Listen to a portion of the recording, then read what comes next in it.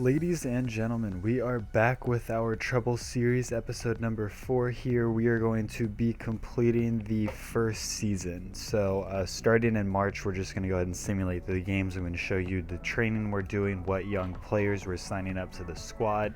So this Arlen Cresswell kid is the next one to join the squad, a 71 to 94 potential rating. You guys are going to see a little bit later on in the episode that he actually doesn't maintain that potential, sadly. He does drop into the 80s for what his potential is actually going to come out to be. A little disappointing there, but nothing too bad. I'm not too bothered by it. So a little bit of training here. Stokes is coming up pretty quickly. Pokari obviously growing really well, and you guys are going to see what his rating is going to be by the end of it all. So we're just simulating games like I was doing in the last episode, where I don't actually go through the simulation match. We ended up losing to Portsmouth there. So I'm basically just simulating the games, going back, doing the training sessions, and then moving forward. So we're getting a good amount of wins here. We're definitely moving up the table a lot faster than we were before, which is good to see, because honestly, if we were going to continue the form we were on, we definitely were not going to be making the league, or making a good run for the league at least. And if we would have ended up at the bottom, I think I definitely would have been sacked from the job. So like I said, you guys are going to see the results here. I'm not going to talk too much about it. There's a couple other things that I did want to talk about, though. With the progression of all these players and everything, and next season I will probably go back to simulating the way I was at least some of the games, because I think this is a little bootlegged almost. It doesn't really feel like you're involved too much, right? Or I will just simulate a certain amount of period for a time and then just kind of show you guys what ends up happening. I haven't really fully decided, like I said, how I kind of want to deal with this. Here I just set up a few more training sessions because Cresswell is added into the youth squad. Here, this scouting update really didn't have anything much for us. Nobody was really above that 85 to 90 rating that I do want for players. So we continue on in the league. We're now nearing the end of April. We're still winning games. We're still moving up the table. Everything's going really well. All of our training sessions are actually going really, really well for us. Obviously trying to get Cresswell up as much as possible and try to get Pokari up as much as possible, because we are going to be signing Pokari at the end of the season is when he turns 18.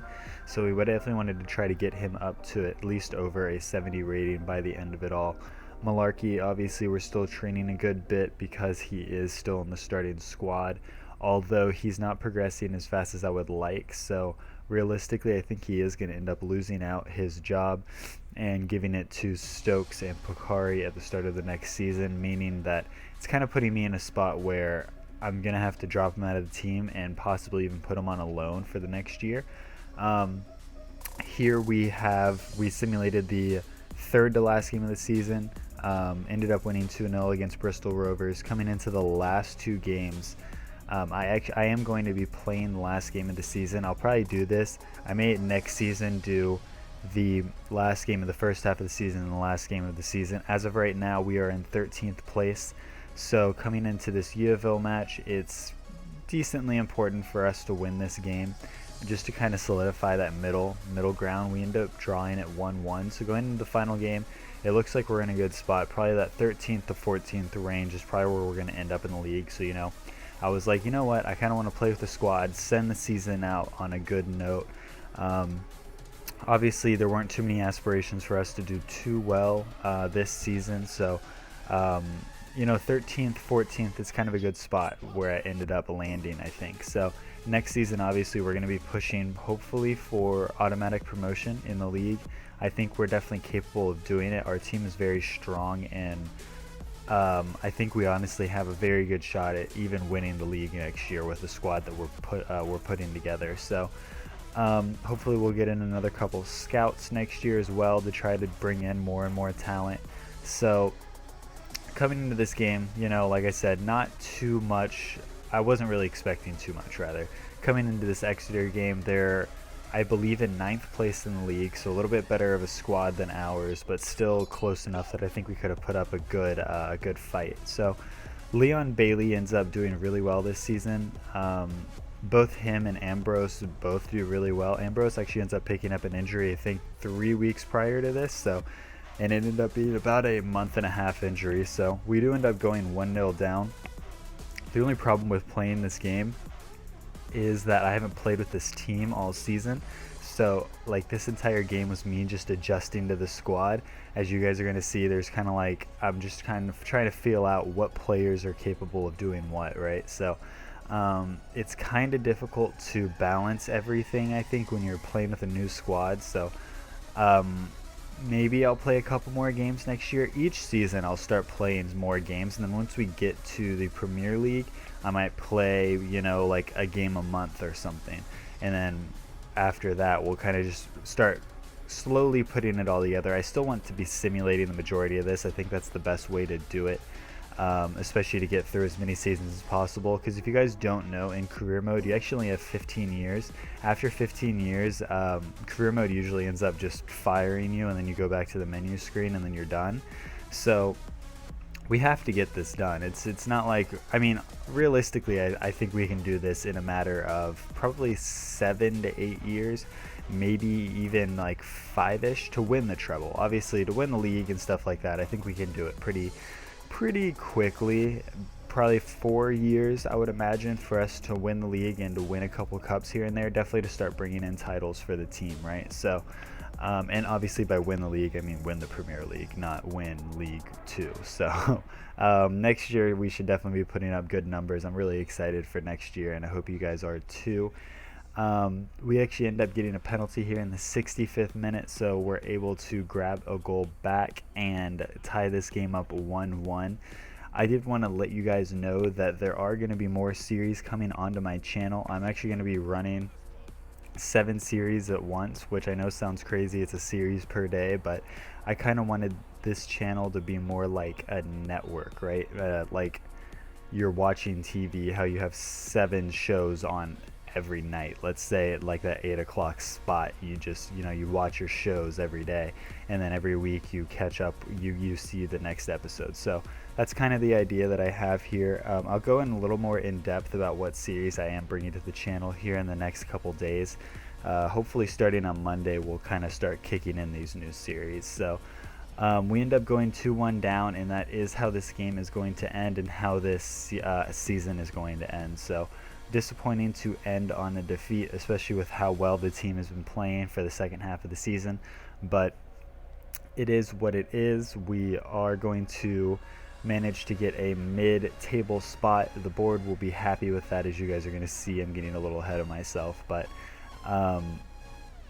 a lot of good things came out of this season. And, you know, I was a little worried after that first half of the season that we weren't going to be able to bounce back, and I was going to get sacked, and I didn't know how this series was going to go. I didn't know where I was going to take it if I got sacked. So you know, good things ended up coming out of it. We do end up in a good spot in the league and keep our job. So just a whole bunch of exciting stuff to come. Really, after this game, like I said, this is the last game of the season. There's obviously that couple month period where some of the other competitions are ending, so you have a lot of time to just kind of build your squad. So here we get another player that is looking to be very good, a 81 to 94 rated.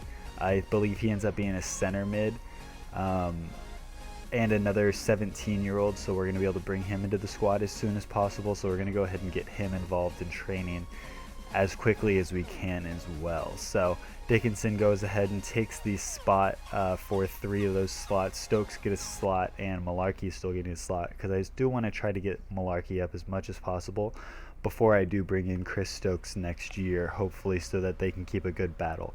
Here in the league, we do end up in 14th place. We actually ended up still with a negative goal difference, which was really disappointing, but I think next season we'll definitely have a much better time and a much better progression. So as you guys are going to see, Dickinson already progressing really well, 58 rated overall as of right now. Chris Stokes is at a 63. Malarkey has grown 11 points this year, and I did go ahead and give Hikari that contract, so he is officially in the squad. I want to say he is 72 overall by the end of this, so you guys will see that. I'm going to show you his in-depth stats here in a minute. So But overall, the team has been looking really well. As you guys see, I'm just kind of going to go through the squad report pretty quickly here. But all the players seem to grow well. Malarkey obviously +7, but that doesn't take into account before we ended up signing him to the main squad. Right now, Pakari is a 70 rated overall, 4-star weak foot, or sorry, 4-star skill moves, 5-star weak foot. So fantastic player. Even though he is that CDM role, I may honestly try to push him up into center mid or center attacking mid position, because he's honestly progressing as well as he is. He's going to be playing in those positions, I think, honestly, probably better than he will be at a center defensive mid position. So he's definitely going to be our star player next year. He's the player we're building our entire squad around. And he's definitely the one for the future. Hopefully we can hold on to him as long as possible. I have zero interest in selling him unless it's for a mass amount of money, which, you know, when you're talking about FIFA career modes, that can happen at any time. So overall, like I said, I think everything's going well. Chris Stokes is at a 65 rated overall. Dickinson is already at a 60 rated overall. And this is why I'm saying Malarkey I don't think is going to cut it in our squad. He's just not growing fast enough. I did put Pakari back into the training session because I wanted to get his stamina up. It is at only a 67 right now, which has me a little worried for the future to come with him. So like I said, we ended up in the season 14th place. Board is very happy with that. So overall, I mean, things ended up going pretty well. The domestic cups could have gone better, but it is what it is. The next episode will be starting off in the new season. So if you guys did enjoy it, make sure you like, comment, and subscribe. And until the next one, I'll see you guys later.